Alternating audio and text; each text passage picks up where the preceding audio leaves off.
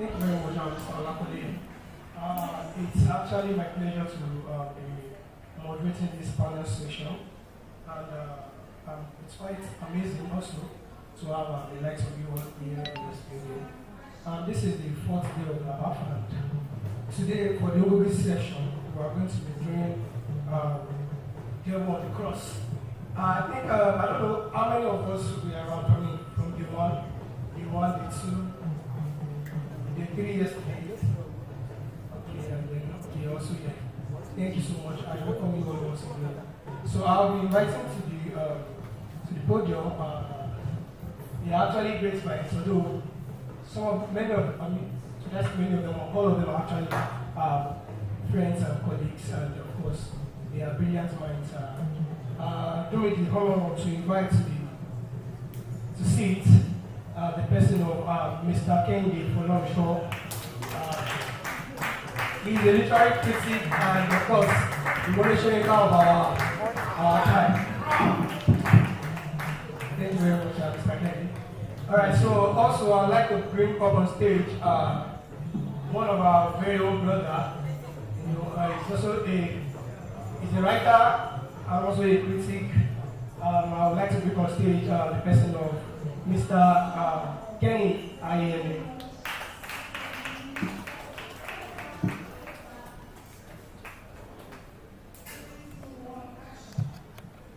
Also, I would like to bring on stage his twin. Although during the other session on Tuesday, they were also part of the session. This shows how consistent they are, and this shows how much of a literary person they are. So I would like to call on, I think he's a late comer anyway. I don't know, do we pardon him or should we leave him standing? Okay, so he's a very good friend, a very good man, an activist, also an avid reader. I'd like to bring on stage the person of Mr. Johnson Arroyo. Round of applause for him, please.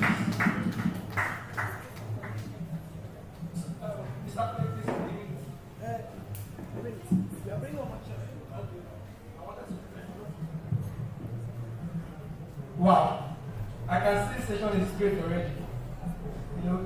Considering the caliber of people I have around me, it's indeed going to be a great afternoon. So, permit me to bring the last but not the least on stage.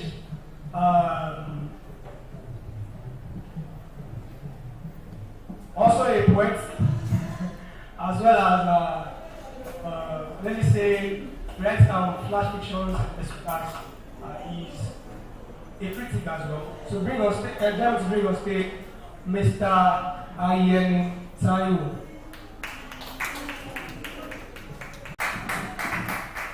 It would be wise for us to have just men, seated here, and then no female, to complete the circle. So you're welcome, ma'am.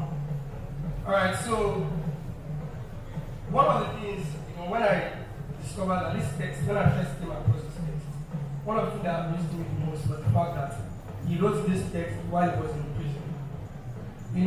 And I was wondering, does he have a laptop? Does he have a notepad? All of that? But no. He was writing this story first on what? How many of us have read in the audience who can relate? He wrote this on toilet papers. For it to see, the kind of passion he has for his nation.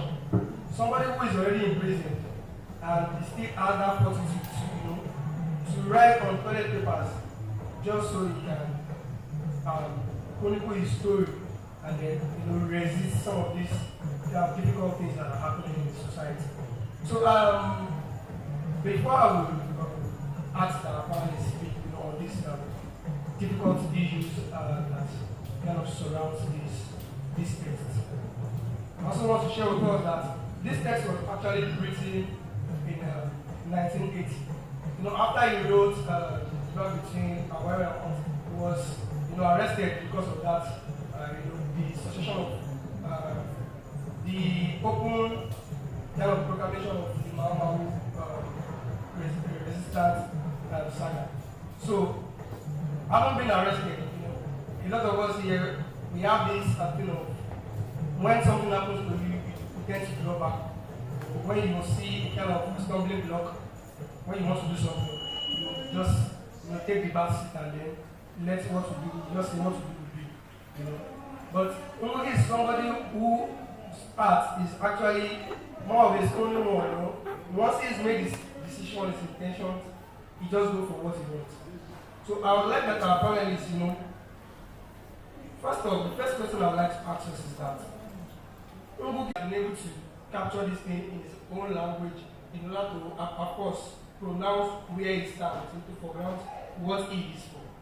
In order to actually beat down those, reflections on the fact that, what if you're writing your native language, how many people get to read this? How many people, where does it get? It doesn't even get to the center. It's people that bastardizes your country, your continent. They don't even know this language. How do they know that this? Google you, then now translate to English. I want to come with this proverbial word of Yoruba. I will say, Oroti Baba Tan Peki Baba Magbo Baba Noma. I don't know, I don't even know the completion. But I know the starting right. Right. Okay, let me come with that light to just bring a background to what I want to explain to us. So, Devil on the Cross is more like Ngugi trying to tell everybody that this is the present situation of Kenya as at this time. He used different and used the devil fist to reflect this thing for us. So now Devil on the Cross itself is a story or a journaling on corruption, bribery, oppression, not even the normal oppression of colonialism now this time around. It shows female oppression, like how female are taken to be objects. So Waringa, that's the lead character, the protagonist of the play, was being subjected to oppression that she was taken as a toy by the rich man, the rich old man. The name was not even given to us. It was called the rich old man. The rich old man take Waringa as a toy to it. And more like what most of these feminists always say, that after using her finish, he discovered that she became pregnant, then the toy is no more a toy, he needs a change. So this of Waringa as an item.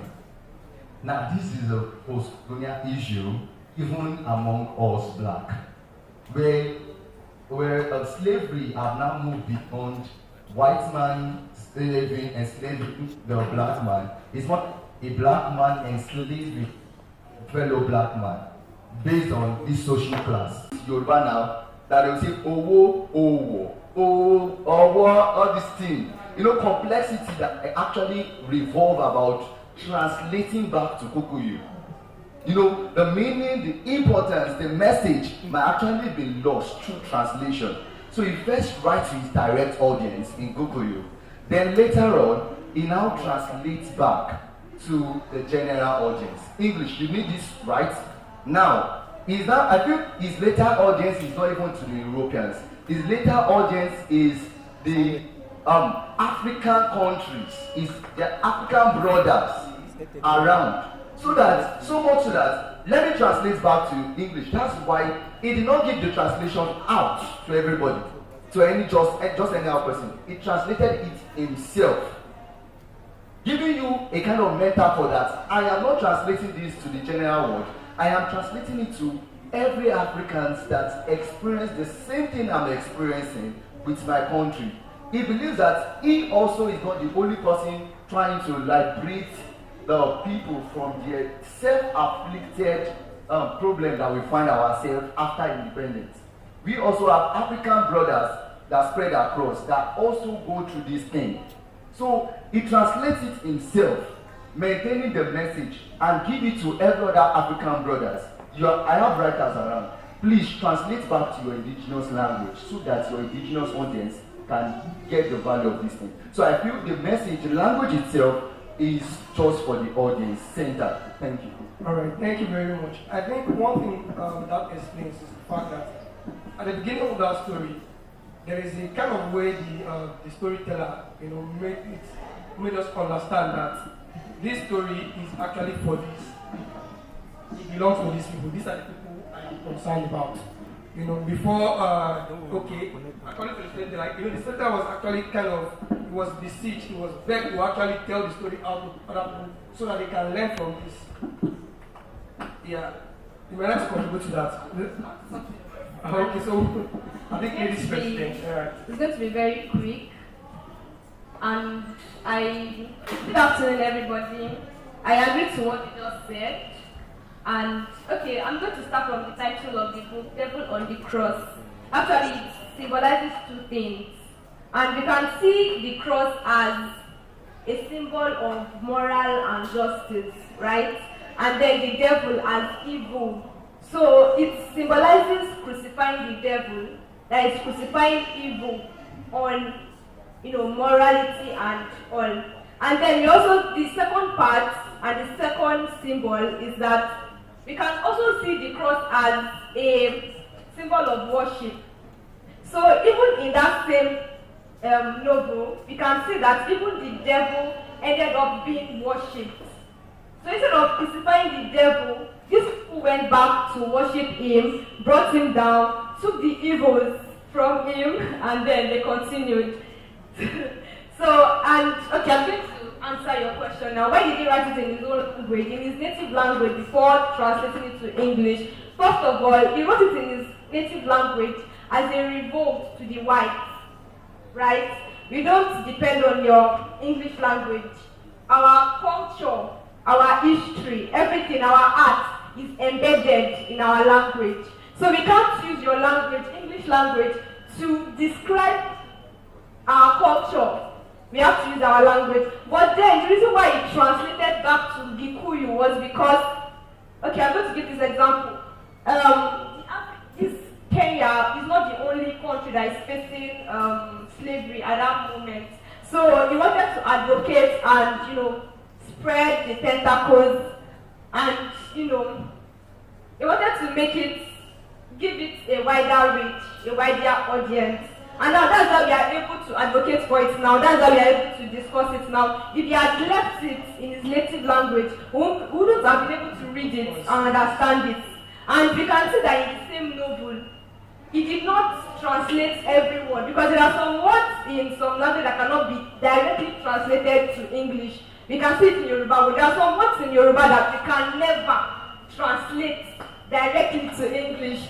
So he still has those elements of his language in the book. You see that the book is written in English, but then you still see some elements of Gikuyu. I think that's why he changed it. And again, what you have to address it, the words that you're addressing, they don't understand what you're writing. So you need to translate it back to the language that they understand. I hope.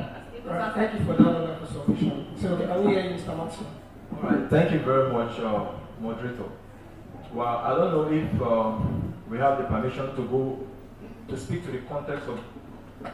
Definitely. I like to stay tuned to the topic that we have been given to talk about. Definitely. And that is why I think my honorable scholar has not gone beyond the level of the linguistic interpretation or the linguistic canal behind, having that book written in two different languages, right?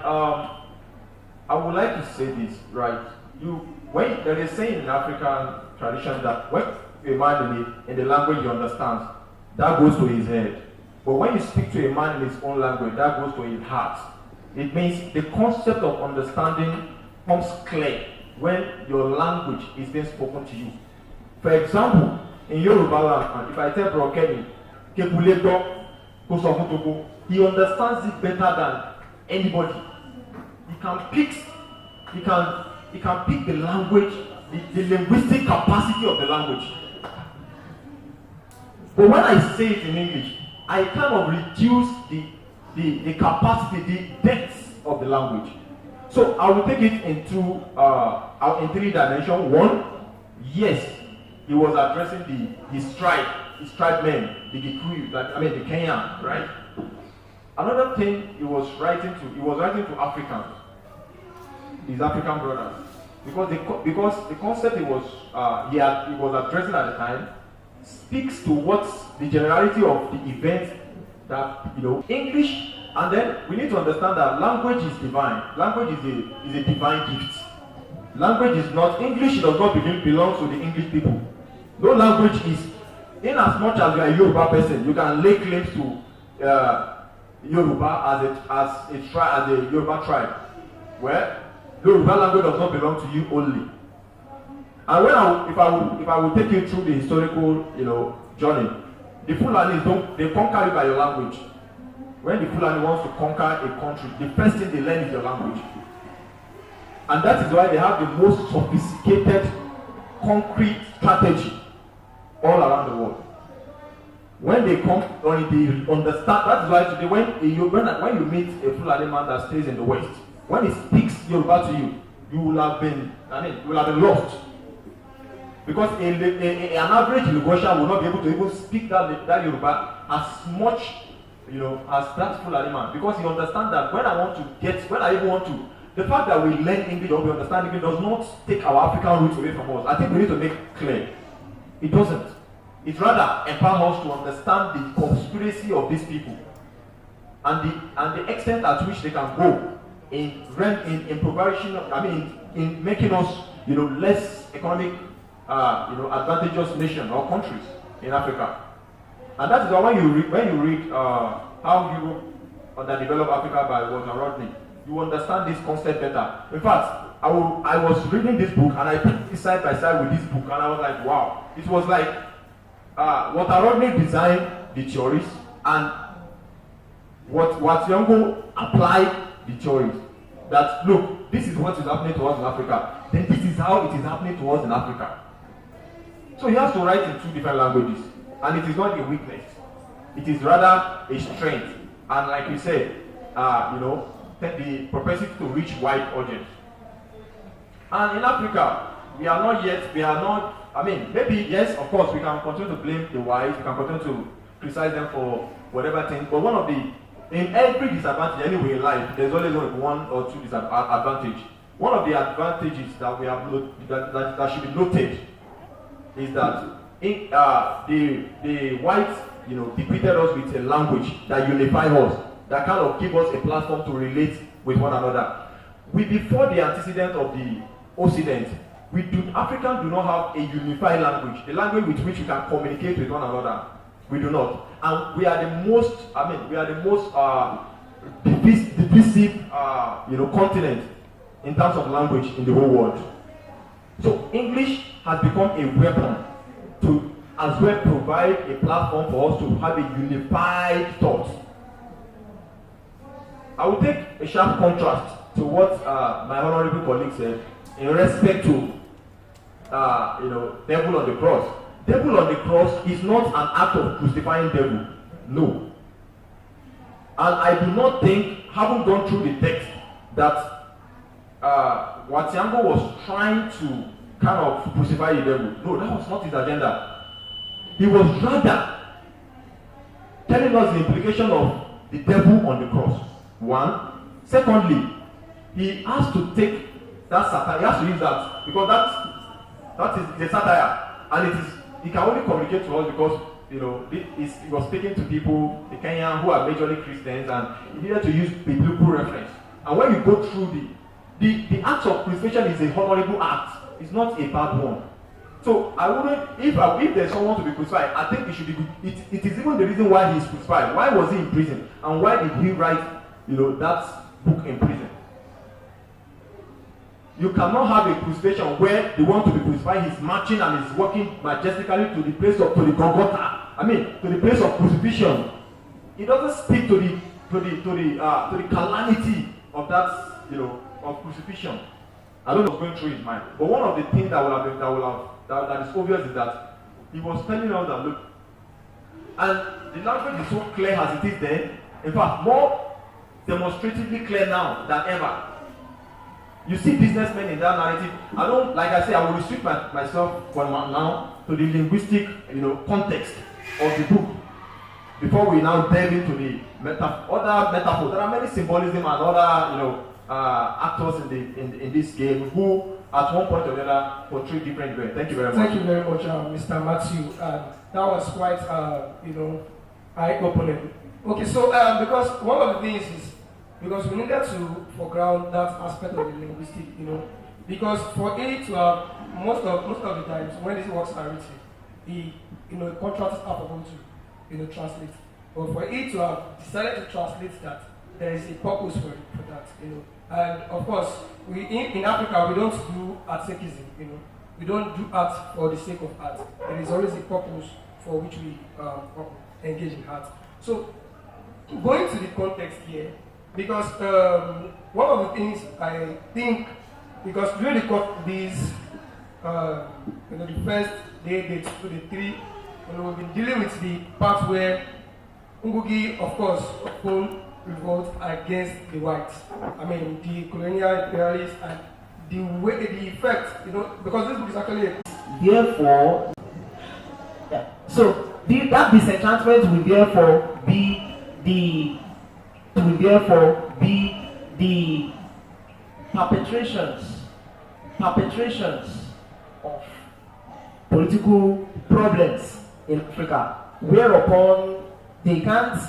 There is this hierarchy of needs. I forgot this issue of hierarchy of needs. So they thank you. So they can't meet the demands of their people. So that becomes a whole problem of disappointment for the concerned African. Thank you. Yeah, thank you. Because I think one incident happened. I'm going to come to you, Mr. Matthew, in that particular moment. At the point where Waringa was trying to get a job, she goes from one white a white store, a white hotel, to even black owned companies, and she didn't get employment. That, because at the end of the day, the first I think that was Waringa, right? Yeah, Waringa, and the black man that actually initiated her arrest. It's a black man initiated someone, a fellow black, and at the end of the day, she was being charged of vagrants. Imagine being charged for that kind of crime in your own country. Those kind of things are one of the things I feel. Ngugi wants to kind of shed light on the realities of those people, even as at that time after the colonial masters left. Not particularly that the colonial masters have done this, and it wasn't against the whites particularly alone, but also talking about those realities and those things that should be frowned on has been carried out by even our own immediate brothers, immediate leaders that we call our own people. So, Mr. Martin, let's hear from you. What do you have to say? All right, let me bring you to this, to the issues that we have going on in Nigeria at the moment. All right, a few weeks ago, Trump spoke up and everyone was going crazy, man. And you need to watch presidents, ministers jumping over one another. Hello, these issues that these guys spoke of has been in existence even before he and nobody, you understand what I'm saying? It wasn't important, and it shows our mentality as Africans. One day I was speaking to one of the professor of history, Professor Devica, very, very profound man of history. And I asked him, sir, I'm someone that always put the blame at the feet of the white man, like white man caused all this shit and all of that. Then he told me, look, there's another perspective to this thing. Okay, he said, according to him, as an historian, as a scholar in the field of international studies, no country will be blamed for taking you captive. No country. It's just like at the time, it's the survivor of the fittest, the most sophisticated conqueror. Nobody. It is you as a person that will resist the weapon of whatever kind of thing that is being weaponized against you to get you, conquered. Somewhat gives, somewhat excuse the white man, because the truth of the matter is that we cannot continue to blame the white man for whatever he has done to us. Yes, and actually we can blame them, but I don't think we will forever. There will come a point where we will take responsibility for the progress of Africa if we continue to blame them. There has to come a time where we take our destiny in our hands. And there is this thin line that I've noticed between being an oppressed and an oppressor. Like you today, some of us, yes, right? We are championing the cause of, African liberalism, African freedom. We represent the young voice of, speaking against neo-colonization or the colonization of mind that is going around now. But how about when we acquire power in the nearest time? What happens to us when power gets to our hands in a few years? Let's say 10 years time, you become maybe a deputy governor, a governor. What happens to you?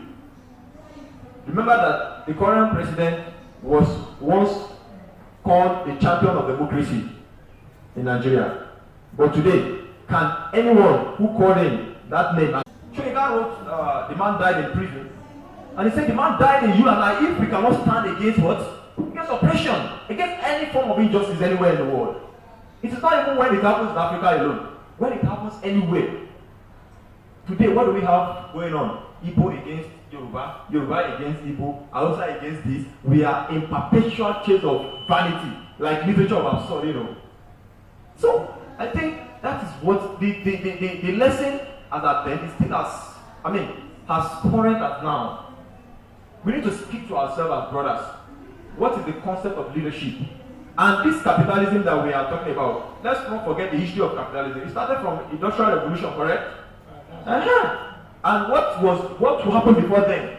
There was there was a monarchical reign, a kind of very, very aggressive reign of the monarchy at the time. And I've been saying this, some people don't believe that there will come a time where capitalism will go. I'm telling you, because if it oversteps, if it comes to a point where it affects the same humanity that it ought to protect, it must go and give way to other concepts. Thank you very much. Is that really possible for capitalism to go? Well, let's just look. Well, for me, one thing I often think is that I think it's high time we stop blaming the whites for what's happening to us. Because take ESC for instance, at a particular time, ESC was also colonized.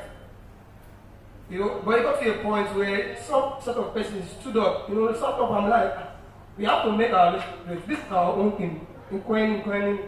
Pardon my language. This is our own thing. If we have to be creative, we have to do something. We have to do this ourselves.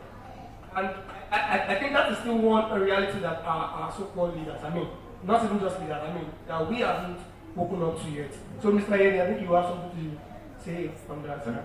Sorry, it's going to be like. Please, just be fast as possible because of our time. Thank you.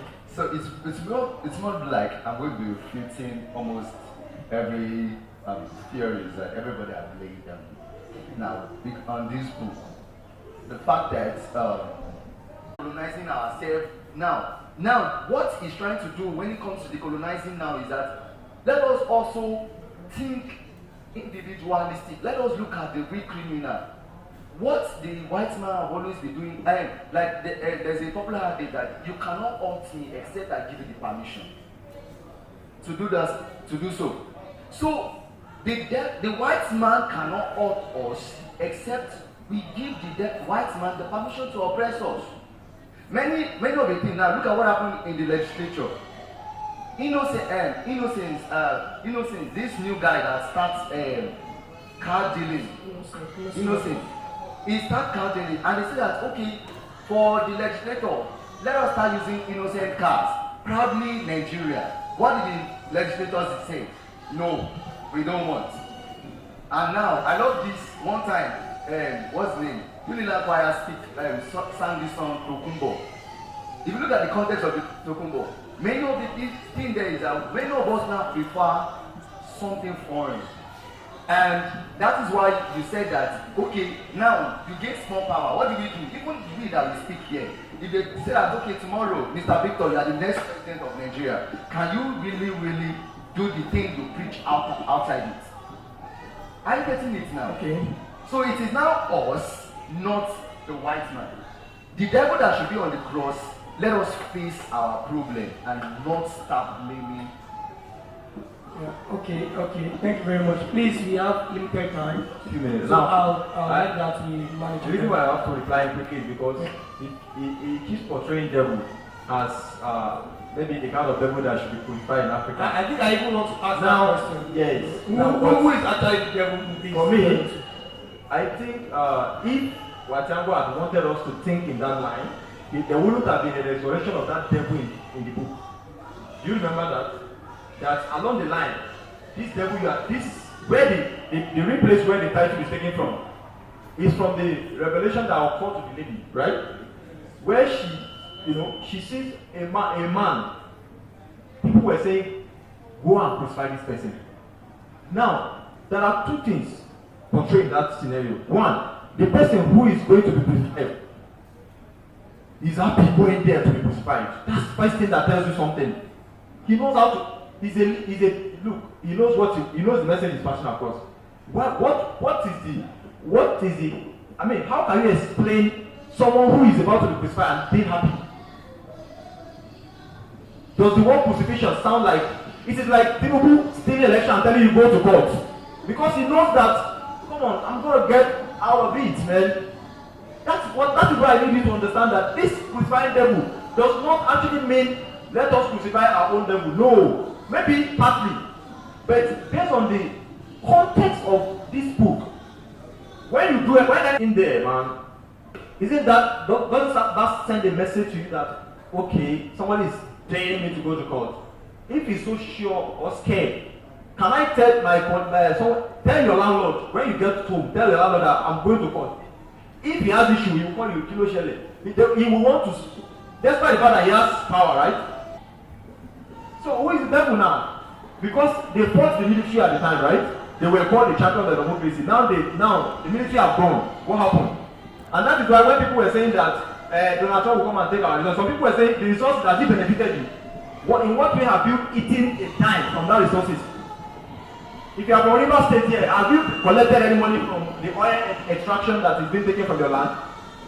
So you understand what I'm saying? So the devil is the devil, we are the devil. Thank you. Except we change by radicalizing our orientation, by decolonizing our mind to understand that if I'm an African, I've got to watch over my brothers.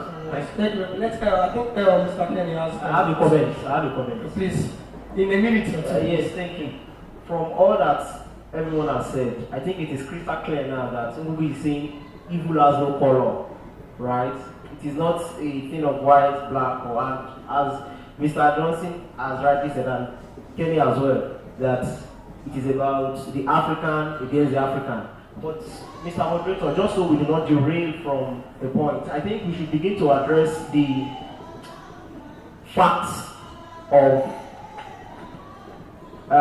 underdevelopment that the text brings to the fore. The theme of female representation, how that whether devil or no devil, we are talking about the fact that imperialist enterprise places ideological conquest at the epicenter of underdevelopment.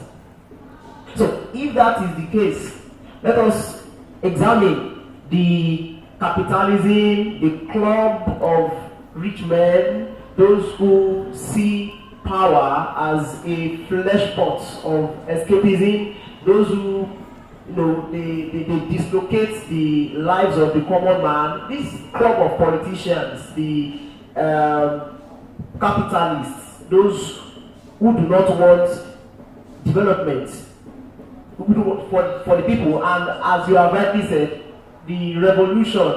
So if revolution is something that is not futile, that is not fruitful, something that won't work, so how can we achieve development for the already underdeveloped continent? So I think these are the issues we should begin to look at. Thank you.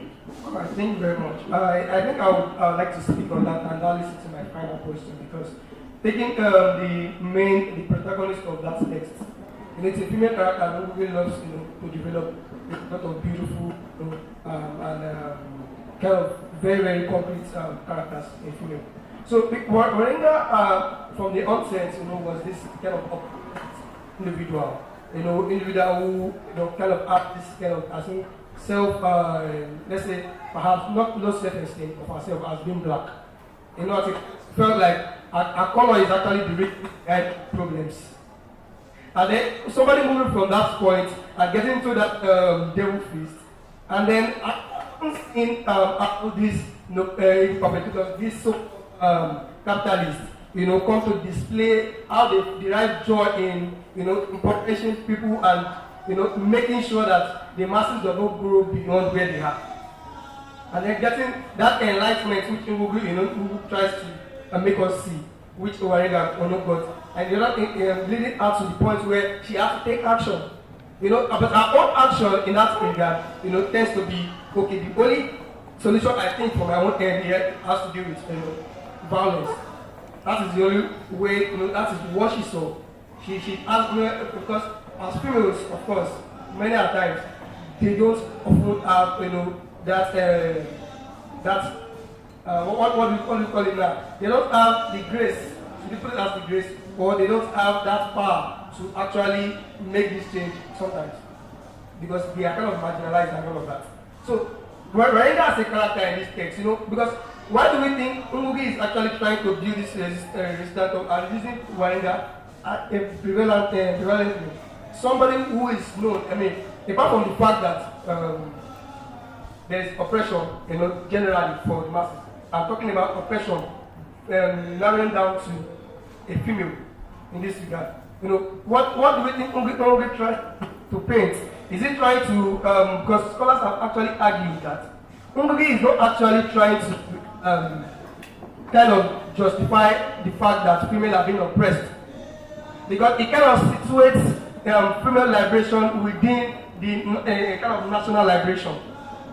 So they argue that Ngugi is not actually speaking up for women. Using female character is not actually him speaking up for women. He's just kind of saying that everybody generally needs, freedom, needs to be like, needs a form of, in a sense of equity. That is. So do you think Ngugi in his text, I'm asking you, Mr. Devica, do you think his portrayal of Waringa as his main protagonist, do you think he is trying to speak up for the female particularly, or it is a kind of general concept of liberation he's trying to preach?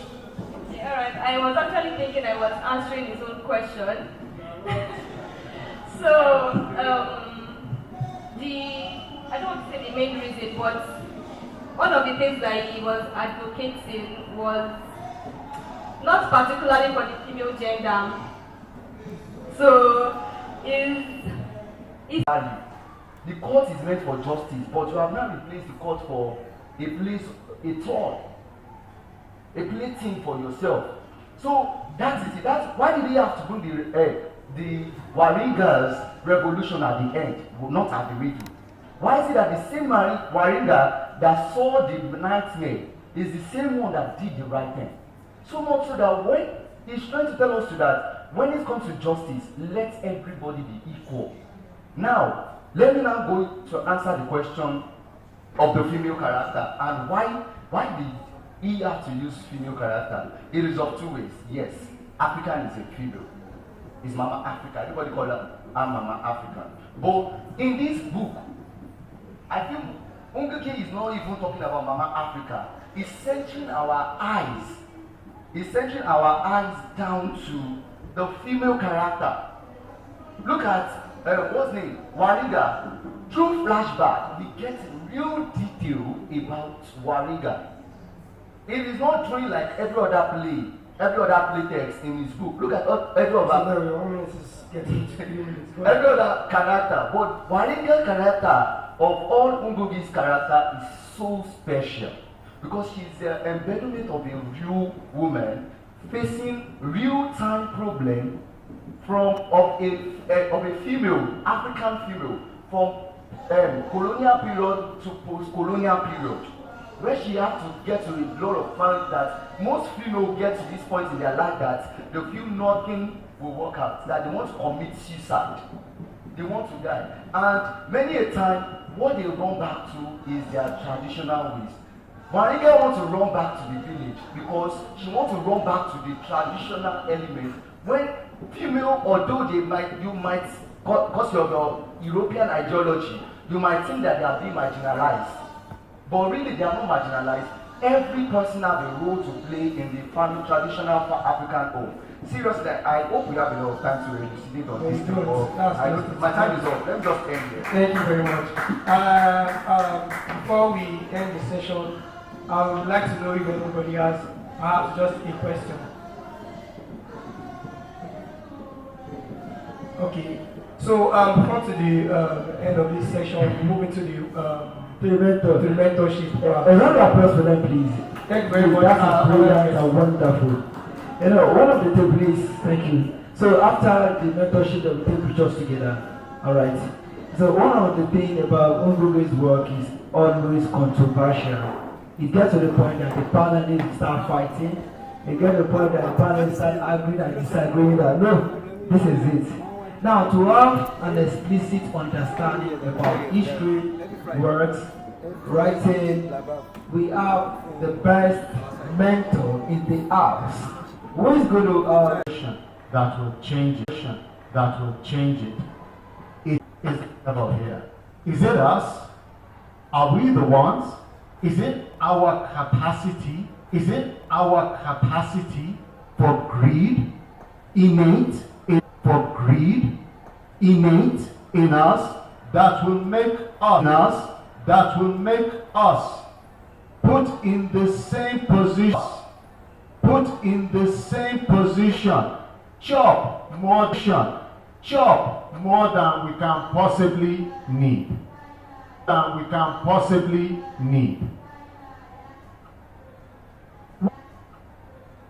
What it is this is a fantastic work about a subject that should obsess you. A subject is the problem of the world. White people, black people, it is essentially the problem of inequality.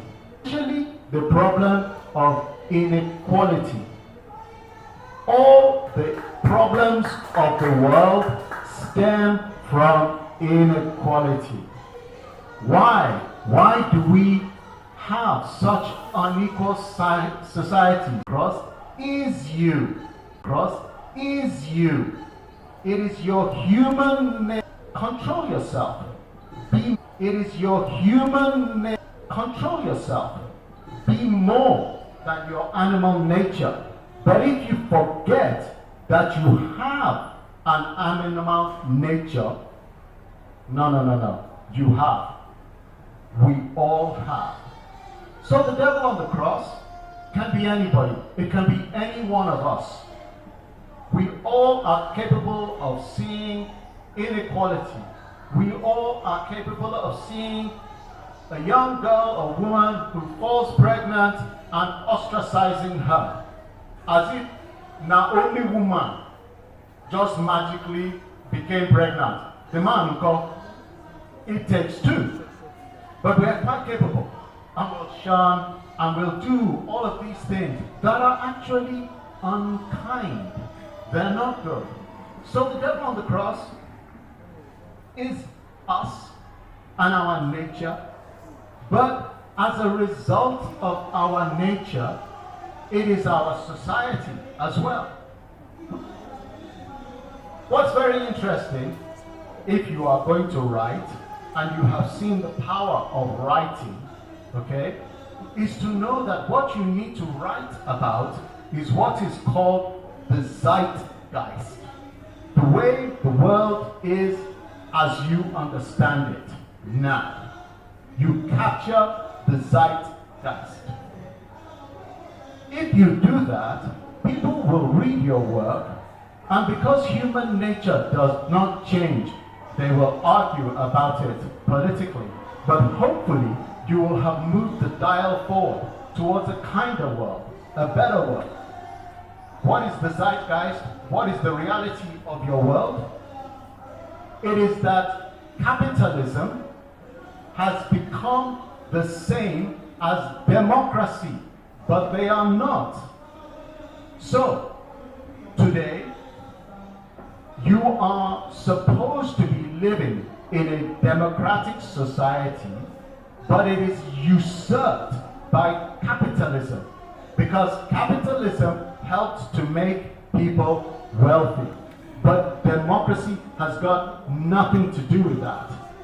So all our leaders all over the world, America, Britain, Nigeria, everywhere in the world, they are all capitalists. Vladimir Putin is a capitalist. His house costs more than $1 billion, and his people can starve. So capitalism is an ill in society, because capitalism doesn't care about us. That's why we created democracy. Democracy was supposed to look after us. But when capitalism saw what democracy was trying to do, capitalism started to kill it. So we can talk about colonialism, and we can talk about devils and capitalism, but the zeitgeist is the society you live in. The biggest ill in society, which is the loss of democracy, replaced by capitalism, and people who are trying to fool you into thinking that they are the same when they are not. And then inside that, you have to ask, is it them? Are they the only ones who would do that? And the answer is no, it's human nature. I would do the same, were it not for a reach into spirituality that tells me I can do better, we can do better. And that's what it's all about.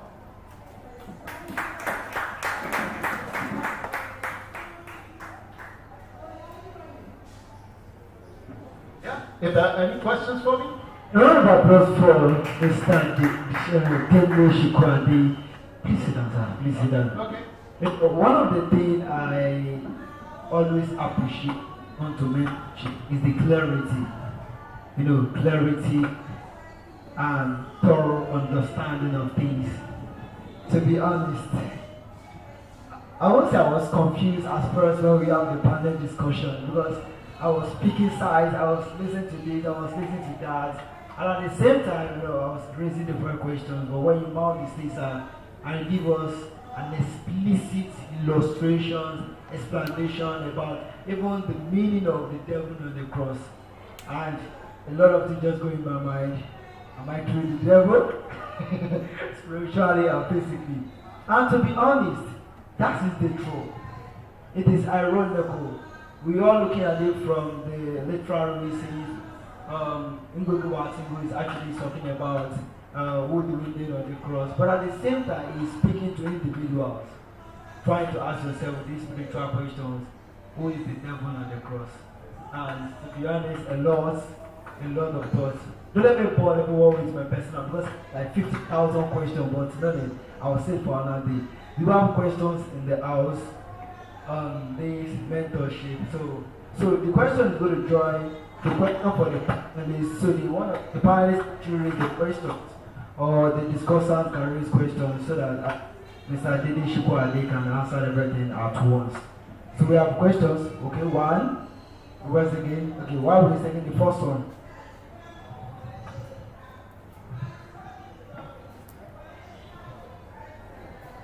Good afternoon. My question is actually for you, Mr. Kehinde.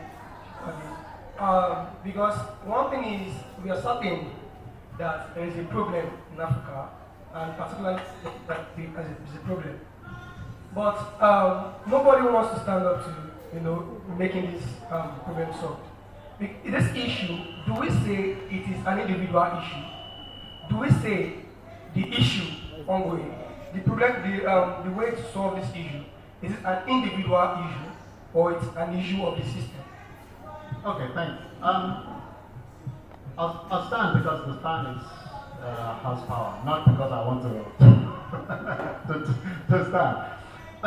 The answer is that It's an individual issue, because the way to resolve the problem is to reclaim democracy, right? Democracy is the system that protects the individual. People think that democracy is the will of the majority. It is absolutely not. The majority have never voted. If you actually say, oh, so many people voted for so and so, and so many people voted for so and so, and then you take the whole population, everybody has always been led by a minority. So, it's not the rule of the majority. Democracy is the protection of the minority right down to the individual. And it says that you and the highest in the land are the same. Democracy is the basis of the rule of law, and if you don't have democracy, you don't have proper law. And if you don't have proper law, you have created a tool that those people who want to retain power can use to oppress you. They will use your own police to oppress you, even though the police are meant only to protect. So, to answer the question, it is the individual, not the system, because only the individual can change the system. And what you have to do is to use the thing that is given to the individual, which is to vote. You don't like it, vote them out. Organize, get together. The number of revolutions and changes in countries that have come about from students is legendary, because students unite, students understand, and students want democracy. So you look and you go, well, it may take me 2, 3 votings to get to where I want to be, but I am going to vote. I'm going to vote for the least corrupt, most democratic, best candidate, and I'm going to tell my friends why, and I'm going to organize, and I'm going to move forward. It is your vote, and it's your vote that makes you individually responsible and accountable. So I heard some complaints. Let me tell you, you can never complain about the system. Not in a supposed democracy, because somebody just turned around and go, yeah, but you voted for it. See all these people laughing at people who are sending tweets about people suffering underneath Donald Trump. And they say, oh, dear Donald, please help me. I don't have any food, blah, blah, blah. I can't get my medicine. Then underneath, it just says, yeah, that's what you voted for. You voted for him, you live with it, right? So, I'll just conclude. It's the individual, not the system. Thank you very much. Another question? Thank you very much. I agree with you that we are all devil. And of course, I also mentioned that. And that is why I said there is actually a thin line between being an oppressor and being an oppressed. Or to being a leader that is capable of oppressing others. You wouldn't even know, how you find yourself oppressing people. So that is that's a very problematic situation we have found ourselves as human beings, maybe, as you have put it. But I don't know how to believe that it is a situation, in the country. 2023, people voted. I can almost bet it that many people will not come out to vote in the coming election, simply because their hope was cut off, to frustrate even those who desire to change the situation by voting. So last election, I voted, sir, and I have always participated in every electionary process in this country. And of course, I voted my choice of the candidates. But at the presidential level, when I was going to vote, I'm a Yoruba born, proud Yoruba guy. But when I was going to vote, I was identifying and giving, and ascribed a tribe, that you, Omo Igbo, But those who know me, of course, in my area in Ojo, knows that, oh, is is so that's the situation. And because of that, sir, I couldn't vote. I was disallowed, to vote by thugs who can kill you and do anything. So I don't know how, but I'm finding it difficult to accept the reality that the way we can change this is by voting. Now in the election they will tell you there is glitches, there is this, they cannot transmit it. I don't know if you can help me believe that. Let me try to help. Okay? You make very valid points that one, if you don't get the result that you like, you are disenchanted and therefore you are not inclined to vote. I would say that that's just a mistake. We all have mistaken views. That's a mistaken view. If they give you and you are already winning, they don't want you to know that. They don't want you to vote. They don't want you to turn out. So what you do is you turn out. Most elections are won by persuading the opposition voters that there's no point. Don't bother. This is what they did with black people in America. This is what they did when they tried to persuade you that in this area it's already lost. Don't finish. This one is for Atiku, this one is for this one is for Tinubu, this one is for this one. Abeg, stay home. Don't waste your time. It's not actually true. And I'm very sure that they tried to rig everything, okay? But who won Lagos? Peter Obi. Do you think that was intentional? There's a limit to what you can change, no matter how powerful you are. When the people stand up, as they have done, in places you are not aware about, and go, you are serious. You are telling us that this is the man we voted for. Oh yeah, bring him, come, let us see. They quickly reverse what they are doing. That's not this new result that they were going to transmit. They quickly cancel that one. This is not going to work here. So, change is incremental. And it is for you to see where positive change has happened. It's called growth mindset. Just a little bit better each time. The thing about change is that when you get the change that you want, it won't be a small slope. It will just be like that, boom. They'll just fire a lot of incompetent people, corrupt people, they'll just all be swept aside. Because it's not like that, it can't be like that.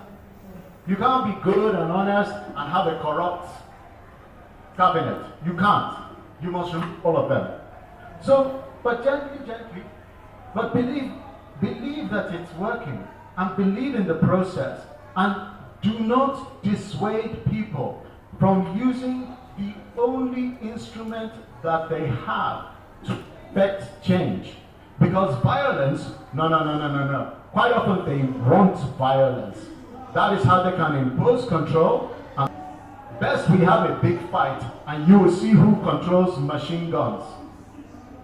But you don't need machine guns, you need votes. Velvet revolutions happen all over the place.